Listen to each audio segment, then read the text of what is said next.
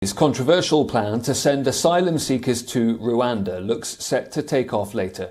This after the Court of Appeal in London refused to grant an injunction to block Britain from sending its first flight. We've also just had a decision in support of the government's position from the Supreme Court as well. More on that in a second. It's not clear exactly how many passengers will be flown to Rwanda today as part of a deal with the African country. These are migrants who the UK says arrived illegally in the country, crossing often the English Channel in small boats from Europe. Foreign Secretary Liz Truss says people who avoid this first flight due to legal challenges will be put on a later one. The British government says the new policy will undermine people smuggling networks and stem the flow of migrants. I can't put a figure on that, but what we have to look at is the cost of illegal immigration, the cost to the United Kingdom, the cost to the individuals and their families who are suffering from the actions of these people traffickers. That's the issue that we are seeking to deal with by putting in place this route to Rwanda. And it's very important we get that route going. We show that people trafficking doesn't work, and we're able to reduce the costs over time of illegal immigration into the United Kingdom. This is about making sure that we break the business model of criminal gangs who are not only risking people's lives, but undermining public confidence in legal migration. We want to stop the illegal migrants from coming in. We want to deter the criminal gangs because they're not only endangering their lives, they're ripping them off. Well, the plan's been criticised from several directions, including the United Nations Refugee Agency. On Rwanda, I think we've been so clear over the last few weeks that we believe that this is all wrong. This is all wrong, this deal, for so many different reasons.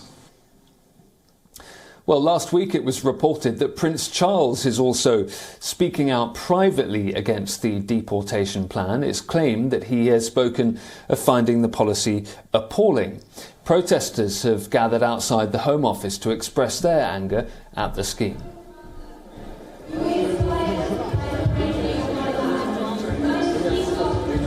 then I was like with her, and it was still going, and then it was the rest of it.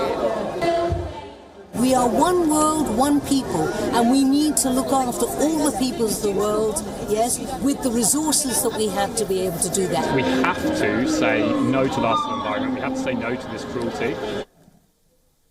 The first flight is due to take off for Kigali this evening, local time.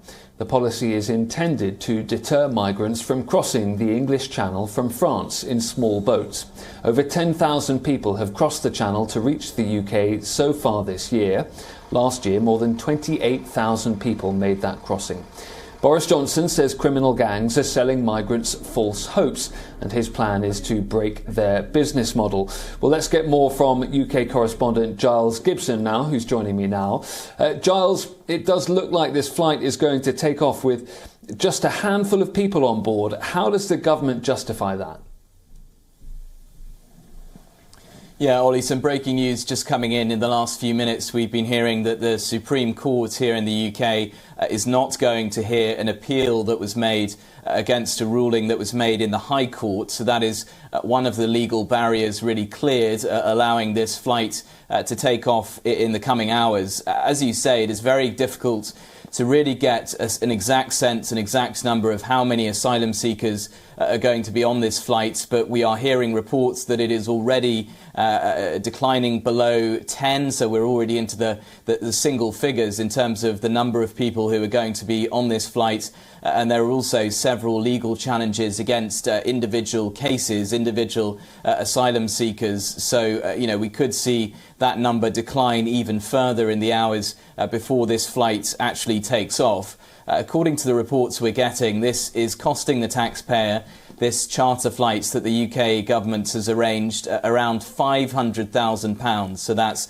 around about $600,000 US. Doing the rounds on the morning shows, the morning TV and radio shows, over the last few hours. The UK Foreign Secretary Liz Truss has been saying that this is still value for money. She's arguing that this first flight is going to be symbolic. It's going to be, a deterrent against any sort of asylum seekers and the criminal gangs who assist them to get across the English Channel from France. She's also been arguing that there are going to be significant numbers of asylum seekers in future flights later on in the year, but she wouldn't really commit to any sort of numbers, any sort of target that. And we've also been hearing this sort of tough talk from Boris Johnson, the British Prime Minister, saying that they are not going to be deterred here, despite, as you were just saying, all of that criticism, all of that opposition that there is in the UK to the launch of this policy. OK, well, that's the position of the UK government. What is in it for Rwanda? Well, first up, there is a financial benefit for the government of Rwanda because the UK government, to set up this scheme, has paid upfront around $150 million US. And of course, if the scheme takes off, if it continues into several years, then the Rwandan government can then expect further payments from the UK government. The Rwandans are also negotiating, we understand, to do a similar sort of deal with the Danish government. So this UK deal could be the start of sort of multiple deals that Rwanda does with governments in Europe to take on flights of asylum seekers over the coming years. Paul Kagame, who is the president of Rwanda, has defended this policy throughout. He said, we don't buy and sell people, defending his government and himself against accusations that this is, a violation of these asylum seekers' human rights. But clearly there is another side of this coin, because while the Rwandan government is getting these payments, they are also, as a result of this scheme, just getting a lot more scrutiny on their government and particularly on their human rights record. There are accusations that political opponents of Paul Kagame, the president of Rwanda, have been killed in recent years. That is an accusation that the Kagame government has repeatedly denied. But clearly, the longer that this sort of scheme goes on, the more schemes that are potentially announced with other governments, then the government in Kigali is just going to get more and more scrutiny from the international press as a result. Thanks, Giles.